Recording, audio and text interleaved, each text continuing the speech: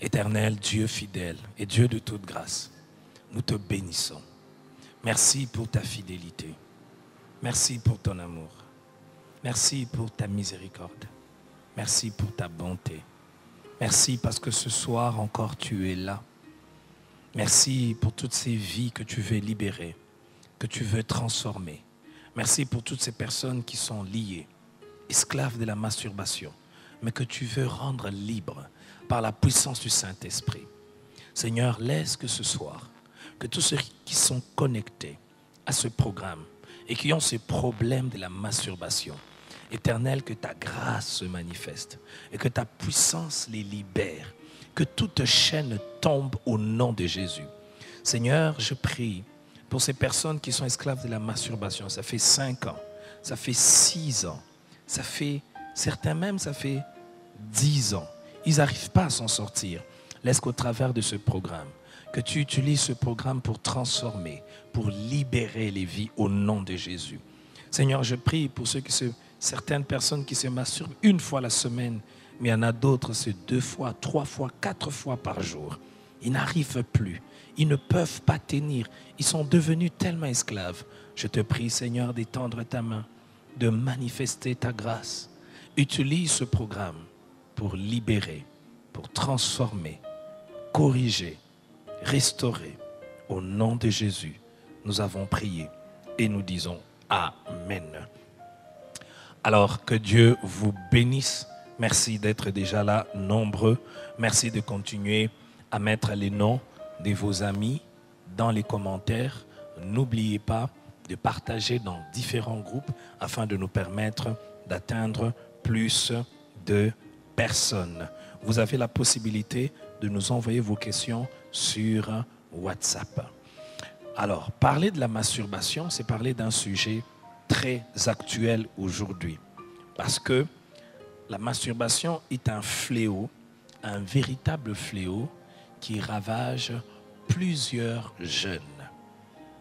Non seulement les jeunes, les célibataires, mais même ceux qui sont mariés. J'ai suivi quelqu'un dire qu'une très grande partie des jeunes aujourd'hui s'est déjà masturbé, si pas 2, 3 fois, au moins une seule fois. Beaucoup de personnes sont concernées par ce problème de la masturbation. Il arrive souvent même que l'on puisse penser que la masturbation, c'est seulement un problème des hommes. Mais la masturbation, je l'ai découvert, n'est pas qu'un problème des hommes. Dernièrement, j'ai reçu une jeune fille, belle, intelligente, mais esclave de la masturbation. Elle me disait, pasteur, j'aime Dieu, j'aime le Seigneur, mais ça fait quelque temps que je suis retombé dans la masturbation. Ça faisait des longues années que je ne me masturbais plus, mais je suis tombé dans la masturbation. Ce n'est pas la seule personne. Il y a quelques mois encore, j'ai rencontré 2 ou 3 jeunes filles qui m'ont parlé, pasteur, priez pour moi. Je n'arrive pas à m'en sortir. Je suis esclave. La masturbation est donc quelque chose qui touche plusieurs personnes. Ce qui est surprenant, comme je viens de le dire, c'est que ça atteint même ceux qui sont mariés. Quelqu'un qui a sa femme à la maison, mais qui la laisse et qui va jouir, s'auto-satisfaire. Parce que c'est ça, au fait, la signification de la masturbation. C'est le fait de s'auto-satisfaire en utilisant ses membres, sa main ou un autre objet pour trouver du plaisir sexuel. D'une manière précise ou d'une manière claire, dans la Bible, on ne trouve pas un verset clair qui parle de la masturbation. C'est pour cela que vous allez même vous rendre compte qu'en suivant certaines personnes, ils vont vous dire la Bible ne parle pas clairement de la masturbation. Donc, la masturbation n'est pas une mauvaise chose quand on l'a fait 1 ou 2 ou 3 fois. Mais nous voyons, toujours dans la même Bible, dans Éphésiens, le chapitre 5, le verset 3. Éphésiens, le chapitre 5, le verset 3, la Bible dit que l'impudicité, qu'aucune espèce d'impureté et que la cupidité ne soit même pas nommée parmi vous, ainsi qu'il convient à des saints. C'est-à-dire qu'il y a des choses qui ne conviennent pas à ceux qui font profession de la foi en Jésus-Christ. Il y a des choses qui sont incompatibles avec la marche avec le Christ, notamment des pensées impures. Parce que l'impureté ne commence pas par l'acte que l'on commet. L'impureté commence toujours par les pensées. On ne peut pas se masturber et avoir des pensées pures. Quand on se masturbe, il y a toujours ce désir, il y a toujours ces pensées érotiques que l'on a. On se voit en train de faire un acte sexuel avec une personne imaginaire, une personne qui n'existe pas, ou encore une personne que l'on connaît, parce qu'il arrive deux fois qu'on est en train de se masturber, mais on pense à une personne que l'on connaît, avec qui on aimerait avoir des actes intimes. Et la Bible, c'est Jésus qui dit, lorsque tu regardes une femme et que tu la convoites, tu as déjà commis cet acte avec elle. Donc, la Bible parle de nos pensées. Alors, comment on peut avoir des pensées qui ne sont pas correctes, qui sont impures, qui nous poussent à nous masturber et dire que la masturbation est une très bonne chose, où on relativise, il n'y a pas de problème. Si on se masturbe une ou deux fois, ce n'est pas un problème. Et c'est ce qui fait que parfois certaines personnes s'encouragent. Bon, je l'ai fait une seule fois, deux, trois fois, c'est pas très grave, c'est pas très bon le temps que je peux contrôler. Et on ne se rend pas compte que cela conduit toujours à une dépendance. Nous commençons par parler sur ce point parce que on ne peut pas vaincre la masturbation si on ne comprend pas que la masturbation n'est pas une bonne chose. Si on ne comprend pas que la masturbation est une chose dangereuse, une chose qui détruit. Et nous allons le voir. Donc nous venons de lire notre premier passage dans Éphésiens chapitre 5, le verset 3, qui dit que l'impudicité, qu'aucune espèce d'impureté, que la cupidité ne soit même pas nommée parmi vous, ainsi qu'il convient à des saints. Et nous précisons que l'impureté, ce n'est pas seulement l'acte que l'on pose, mais c'est d'abord les pensées qu'il y a. Toute impureté commence par les pensées. Nous allons lire un deuxième passage dans 1 Corinthiens, le chapitre 10, le verset 31. Alors, il est dit ceci. Soit donc que vous mangez, soit que vous buviez, soit que vous fassiez quelque autre chose, faites tout pour la gloire de Dieu. Il y a déjà un bien-aimé qui nous écrit, et il s'appelle Trésor, il dit « J'ai une question ». Eh bien, vous pouvez poser votre question. Vous pouvez, ne vous gênez pas. On va prendre suffisamment du temps pour échanger. Vous pouvez poser des questions, vous pouvez interagir. Mais n'oubliez pas, notifier, taguer les noms de vos amis, inviter afin que nous puissions atteindre le maximum de personnes parce que nous abordons un sujet qui concerne des millions de personnes, des millions de jeunes et même plusieurs couples. C'est un sujet même tabou que l'on aborde très rarement. On n'aime pas l'aborder parce que beaucoup de personnes sont concernées. Même dans nos églises, des personnes sont sérieusement retenues par la masturbation. Je vous ai parlé de cette personne qui m'a écrit depuis Goma et qui disait « Pasteur, je suis responsable de la chorale de notre église.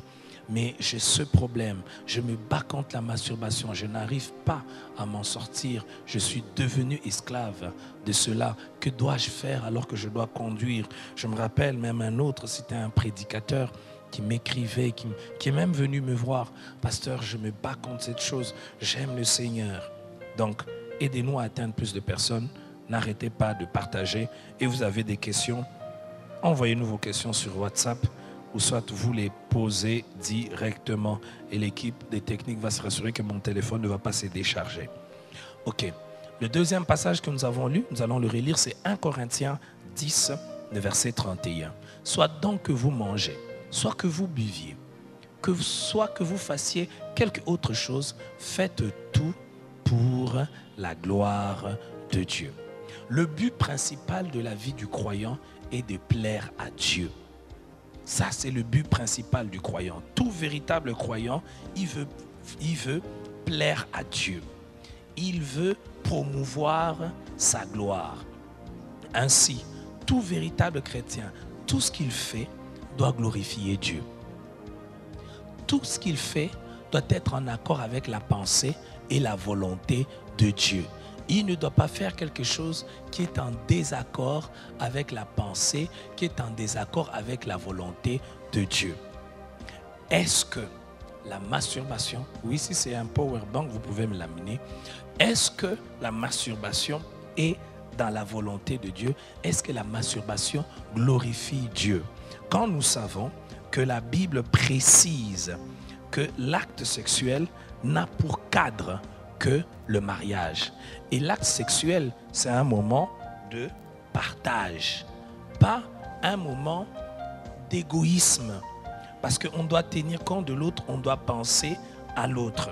Et généralement, la masturbation pousse aussi souvent à tomber dans la perversion sexuelle. Alors, les recommandations que nous avons dans la Bible, c'est d'éviter toutes sortes d'impuretés. Deuxièmement, de faire tout pour la gloire de Dieu. Quand quelque chose n'est pas pour la gloire de Dieu, nous devons à tout prix éviter cela. Parce que ça nous éloigne de la pensée et de la volonté de Dieu. Je vais nous donner 10 raisons pour lesquelles nous devons nous opposer, 10 raisons pour lesquelles nous devons vaincre la masturbation. Et puis après, nous allons voir comment vaincre la masturbation par la puissance du Saint-Esprit. 10 raisons pour lesquelles nous devons vaincre la masturbation. La première raison, c'est que la masturbation rend esclave. La masturbation crée une dépendance. Et c'est cette dépendance qui fait souffrir énormément. Vous l'avez fait une fois. Généralement, on commence une seule fois. Une fois le mois. Et puis on se retrouve, on le fait chaque semaine. Et puis après, c'est chaque jour. Et puis après, c'est 2 fois, 3 fois par jour. La masturbation rend esclave. Elle vous rend dépendant. Elle est comme la drogue, la masturbation. On sait quand l'on commence, mais on ne sait pas comment on va arrêter. Parce qu'elle crée en vous, elle a un impact sur votre système hormonal.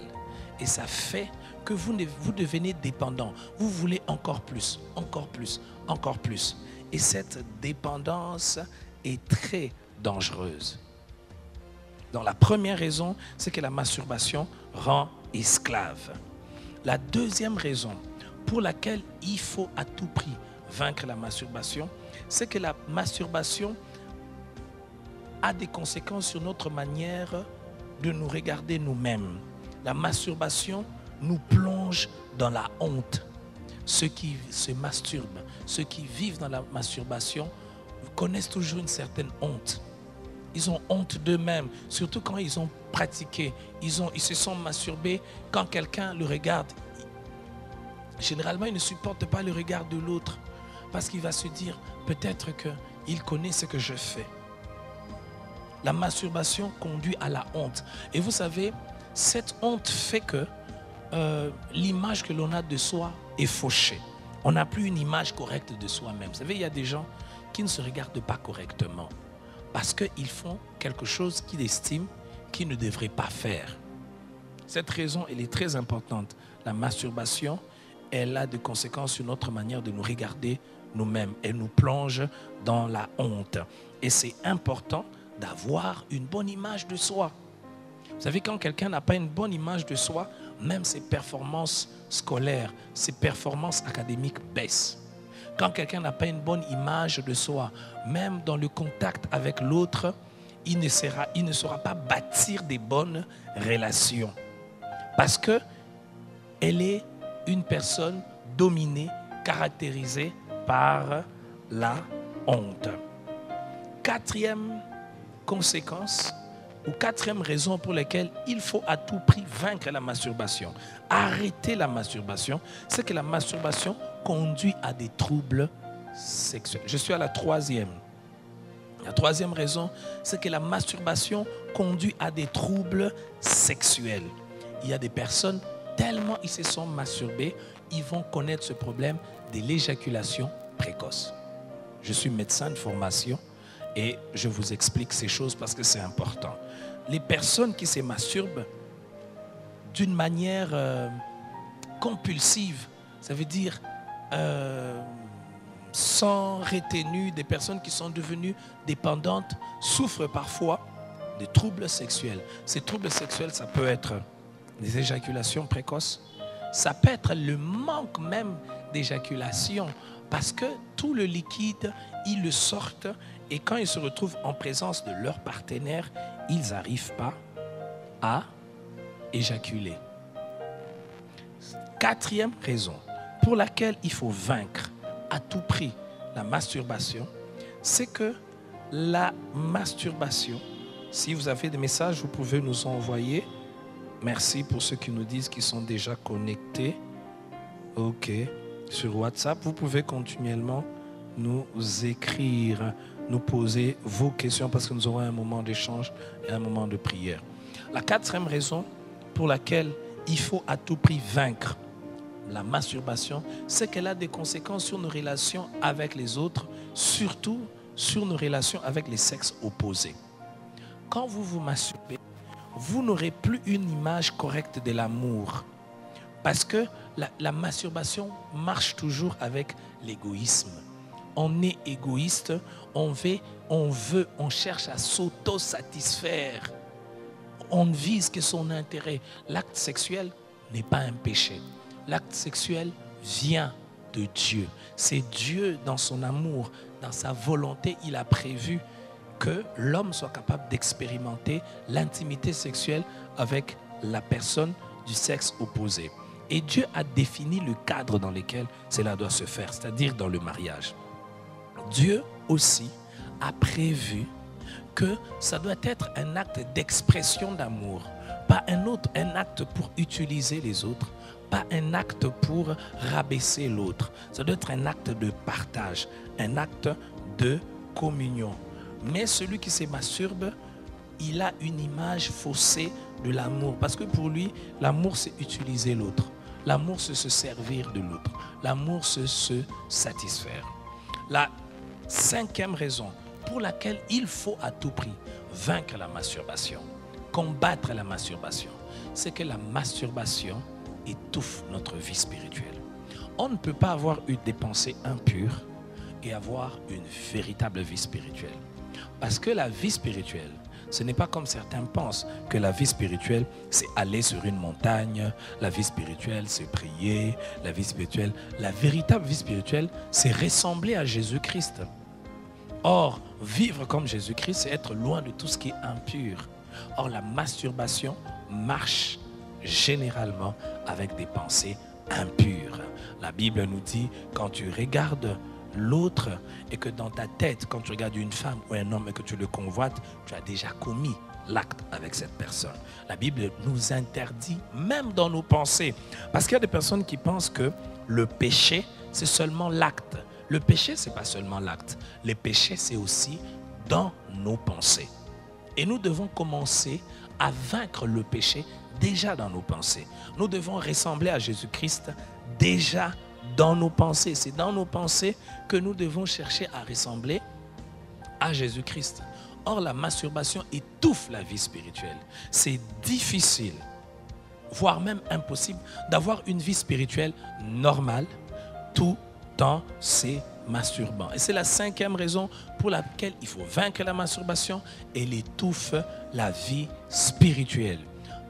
Sixième raison pour laquelle il faut à tout prix vaincre la masturbation, combattre la masturbation dans sa vie, c'est parce que la masturbation vous épuise, elle vole votre énergie.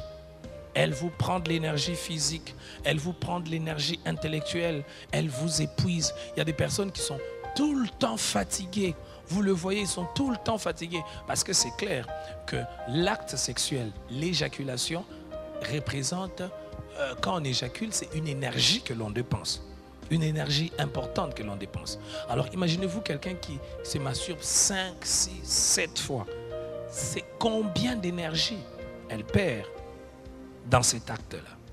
Que l'on soit un homme ou que l'on soit une femme, l'énergie que l'on peut utiliser pour faire autre chose, l'énergie que l'on peut utiliser pour étudier, pour apprendre, pour se construire, pour bâtir un...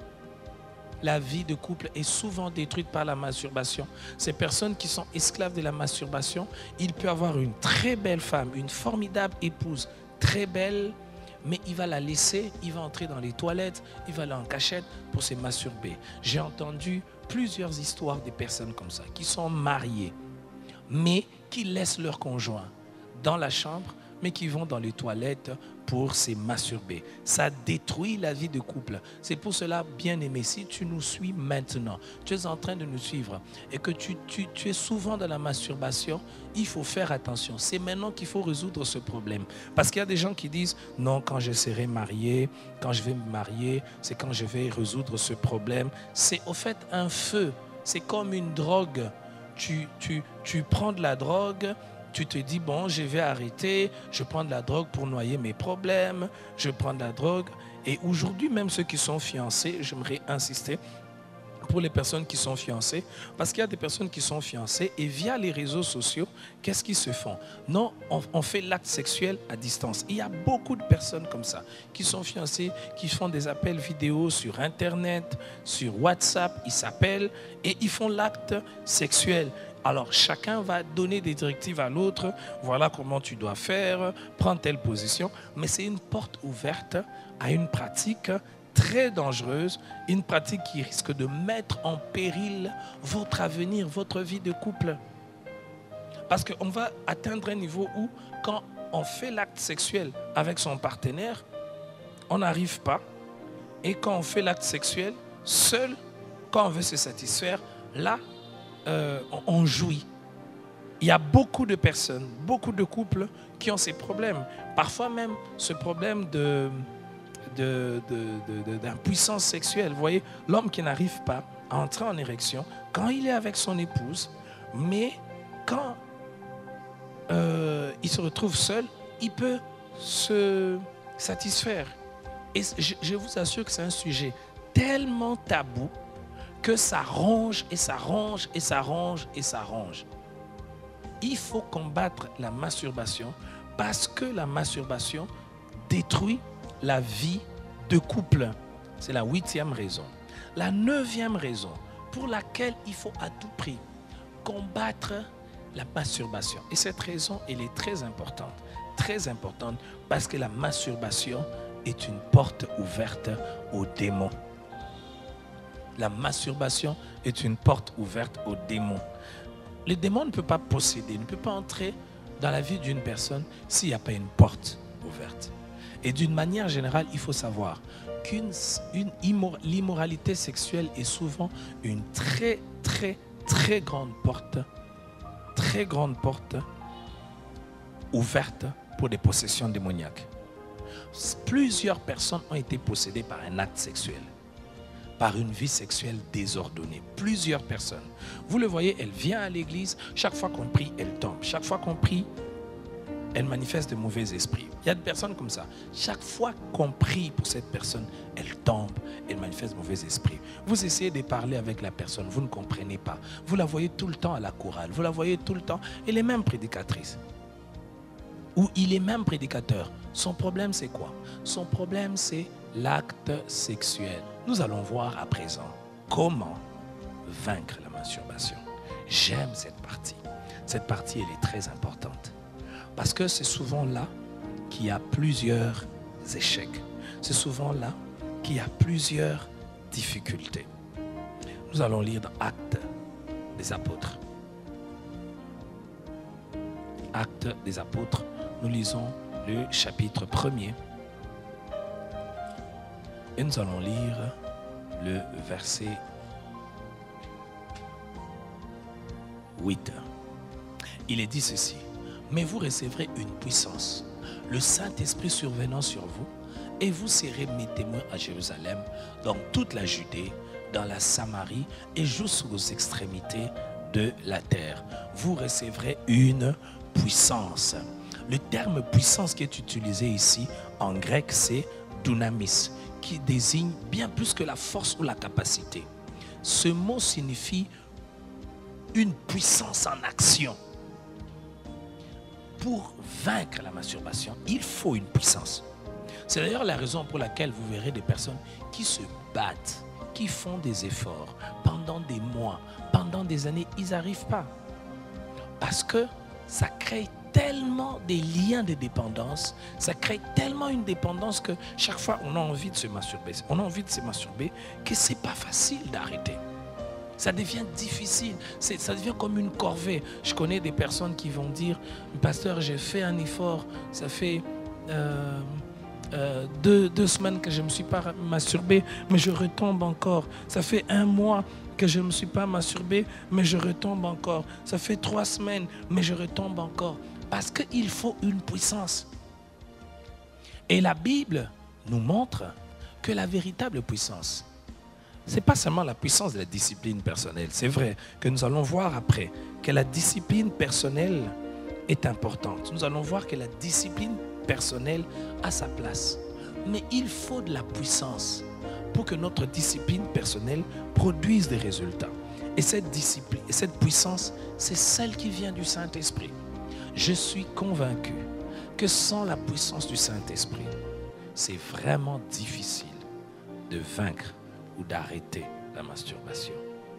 C'est vrai, il y a des psychologues qui donnent des conseils, des psychothérapeutes, des personnes qui vont donner des conseils médicaux basés sur la science. Et parfois, vous êtes là, vous avez suivi tous ces processus, des conseils, des psychologues. Mais la Bible nous dit que vous recevrez une puissance, le Saint-Esprit survenant sur vous. Généralement, dans le combat contre certains travers, certaines déviations, certaines faiblesses dans lesquelles nous nous retrouvons, nous négligeons le Saint-Esprit. Pourtant, le Saint-Esprit, il est notre compagnon. La Bible nous présente le Saint-Esprit comme notre aide. La Bible nous présente le Saint-Esprit comme celui qui nous aide, qui nous dirige, celui qui est le paraclet. Alors, vous devez bâtir une relation avec le Saint-Esprit pour arriver à vaincre, pour arriver à être libre de toutes ces choses qui vous retiennent. Parce que lorsque vous développez votre relation avec le Saint-Esprit, la présence du Saint-Esprit dans votre vie sera incompatible avec certaines choses. Et vous allez être surpris en vous rendant compte que ces choses qui avaient de l'impact sur vous, qui avaient du pouvoir sur vous, n'ont plus de pouvoir sur vous. Vous avez de la victoire sur ces choses. Le problème, c'est qu'on a très peu expliqué comment bâtir, comment avoir une relation avec le Saint-Esprit. On prend souvent le temps. On prend souvent le temps de dire que c'est important d'avoir le Saint-Esprit. Le Saint-Esprit est important, le Saint-Esprit a sa place, mais on prend très peu le temps d'expliquer et de faire comprendre comment avoir cette relation avec le Saint-Esprit. Le Saint-Esprit qui apporte la puissance. Et j'aimerais vous le dire, frères et sœurs, quelle que soit la durée, le temps dans lequel tu es resté esclave de la masturbation, si tu développes une véritable relation avec le Saint-Esprit, par sa puissance, il va te rendre capable de vaincre, de dominer cette force ou cette habitude. Rapidement, 5 choses qu'il faut connaître pour bâtir une relation avec le Saint-Esprit. 5 choses qu'il faut connaître pour bâtir une relation avec le Saint-Esprit. La première chose qu'il faut connaître pour bâtir une relation avec le Saint-Esprit, c'est de savoir que le Saint-Esprit est une personne. C'est pour cela que nous parlons de relation. Le Saint-Esprit est une personne. Le Saint-Esprit n'est pas une puissance que l'on peut utiliser comme l'on veut. Mais le Saint-Esprit est une personne. Et la Bible utilise tous les attributs liés, attachés à la personnalité au Saint-Esprit. Le Saint-Esprit peut être attristé, le Saint-Esprit nous parle, le Saint-Esprit nous conduit, le Saint-Esprit nous dirige, le Saint-Esprit nous écoute, le Saint-Esprit nous enseigne. Une puissance ne peut pas produire ces choses-là. Il n'y a que le Saint-Esprit qui peut produire ces choses-là. Pour avoir une relation, pour bâtir une relation avec le Saint-Esprit, la première chose qu'il faut savoir, c'est que le Saint-Esprit est une personne. Et quand vous êtes en face d'une personne, vous devez parler avec cette personne. Vous devez échanger avec cette personne. Deuxième chose qu'il faut connaître pour bâtir une relation avec le Saint-Esprit, il n'y a pas le Saint-Esprit dans la vie d'une personne qui n'a pas encore donné réellement sa vie à Jésus-Christ. Il faut avoir donné sa vie à Jésus-Christ. Si tu n'as pas encore donné ta vie à Jésus-Christ, eh bien mon frère, eh bien ma sœur, ça sera difficile. C'est impossible pour toi de bâtir une relation avec le Saint-Esprit. Et si tu nous suis en ce moment et que tu n'as pas encore donné ta vie à Jésus, c'est une occasion, c'est une opportunité merveilleuse pour que tu puisses ouvrir ton cœur et que tu puisses donner ta vie à Jésus. Donne-lui ta vie et le Saint-Esprit va entrer en toi. Tu n'as pas besoin d'attendre la fin de ce live. Tu peux dire, Seigneur, je t'accepte comme mon Seigneur et mon Sauveur. Je te donne mon cœur, je te donne ma vie. Pardonne mon péché, purifie-moi, transforme-moi. Fais de moi cette nouvelle créature. Au nom de Jésus. Amen. Si tu as fait cette prière, eh bien, le Saint-Esprit entre en toi. La troisième chose qu'il faut connaître pour bâtir une relation avec le Saint-Esprit, c'est que le Saint-Esprit exige de nous du temps. Toute relation exige du temps. Toute relation exige du temps. Et si tu veux bâtir une relation avec le Saint-Esprit pour avoir la puissance qu'il te faut pour vaincre la masturbation, je ne suis pas venu nous parler des choses théoriques. Je suis venu nous parler des choses pratiques. Je ne suis pas venu nous donner un code, voilà, il faut faire ceci. Mais je suis venu nous parler d'une vie. On ne peut vaincre la masturbation que lorsqu'on a une vie. Cette vie avec Dieu, cette vie avec le Saint-Esprit. Et ce qu'il faut faire, c'est quoi? Il faut passer du temps avec le Saint-Esprit. Comment on passe du temps avec le Saint-Esprit? Trois choses. On passe du temps avec le Saint-Esprit par la solitude. Il y a des gens qui ont peur d'être seuls. Est-ce que vous savez que la solitude est parfois bénéfique? Il y a des gens qui ne veulent pas être seuls, qui sont tout le temps entourés, à gauche, à droite. Vous savez, il y a beaucoup de problèmes qui ne sont pas résolus. Il y a beaucoup de problèmes dans nos vies auxquels nous n'avons pas de solution parce que nous ne voulons pas nous retrouver seuls. J'étais en train de suivre quelqu'un qui disait, il y a des gens qui n'écoutent pas Dieu parce qu'ils sont tout le temps entourés, parce qu'ils ont tout le temps des personnes qui leur parlent. Ils n'ont pas le temps de se retrouver seuls pour écouter Dieu. Ils n'ont pas ce temps. Ils n'ont pas le temps de se retrouver seuls pour écouter Dieu. Et c'est leur véritable malheur, c'est leur véritable problème. Lorsqu'on a besoin d'écouter Dieu, parfois il faut se retrouver seul. Lorsqu'on a besoin de passer du temps avec le Saint-Esprit, il faut se retrouver seul. N'ayez pas peur de vous retrouver seul.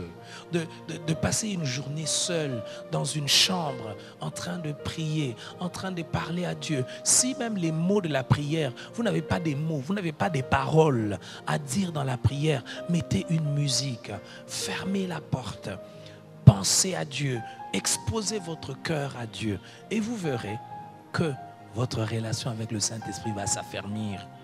Quelle est cette personne quand elle a un bien-aimé, une amoureuse? Quelle est cette personne? Si elle a un bien-aimé, elle a une amoureuse, ils vont se mettre et ils sont toujours entourés par des personnes, par des gens. Ils vont toujours se retrouver entourés. Et la personne va dire, mais j'ai besoin de passer du temps avec toi, pas seulement avec tes amis. Plusieurs personnes n'arrivent pas à bâtir une véritable vie, une véritable relation avec le Saint-Esprit parce qu'ils ne veulent pas passer du temps seuls. Ils ont peur de la solitude.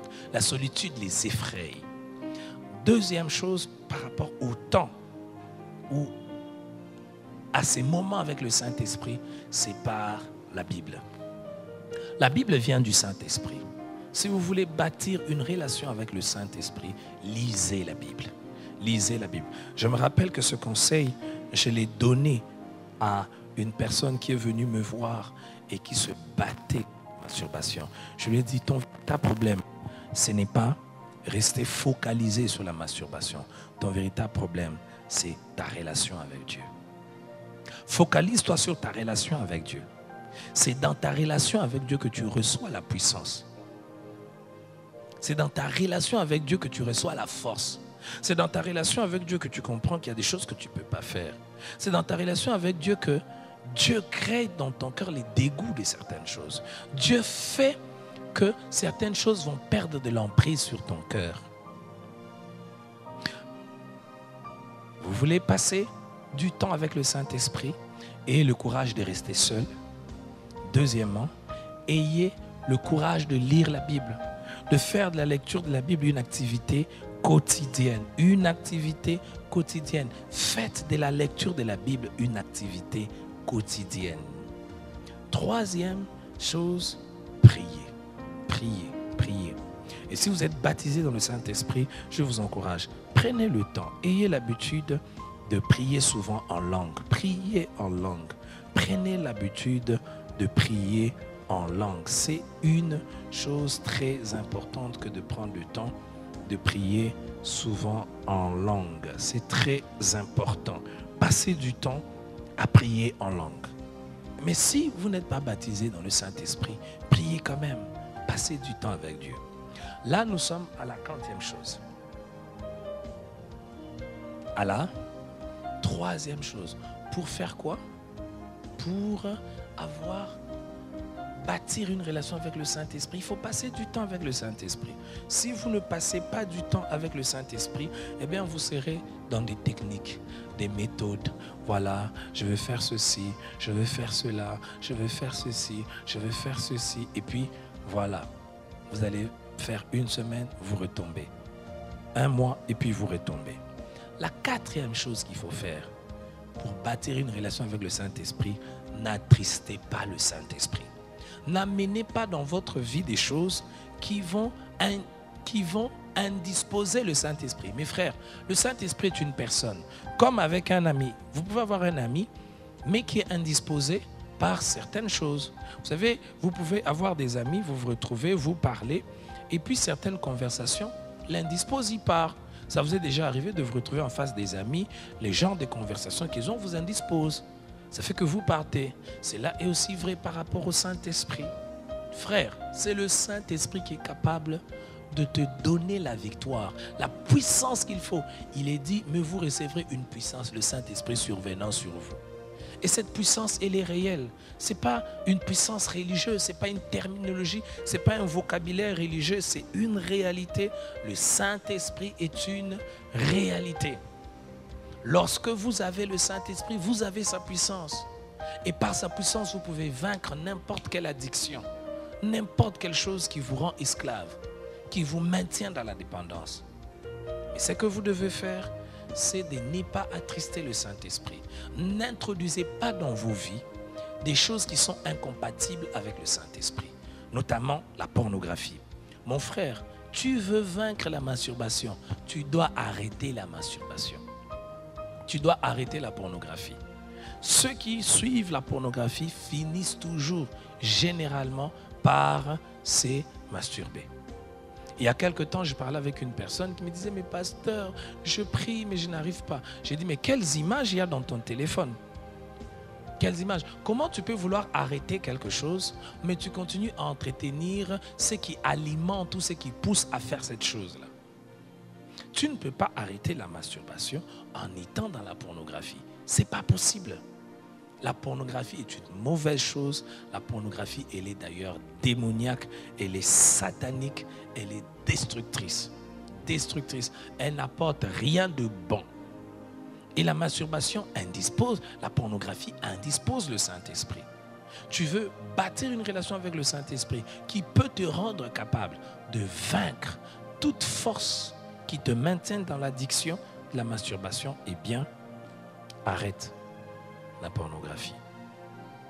Arrête, déconnecte-toi, surtout sur les réseaux sociaux, de toutes ces pages où on met des photos suggestives. Vous savez, le problème, c'est aussi sur les réseaux sociaux. Nous devons l'avouer. On est souvent victime. Tu t'abonnes, tu es ami à quelqu'un, mais cette personne a toujours l'habitude de placer des images, des photos où elle s'est habillée pas correctement, des photos qui mettent en avant certaines parties de son corps.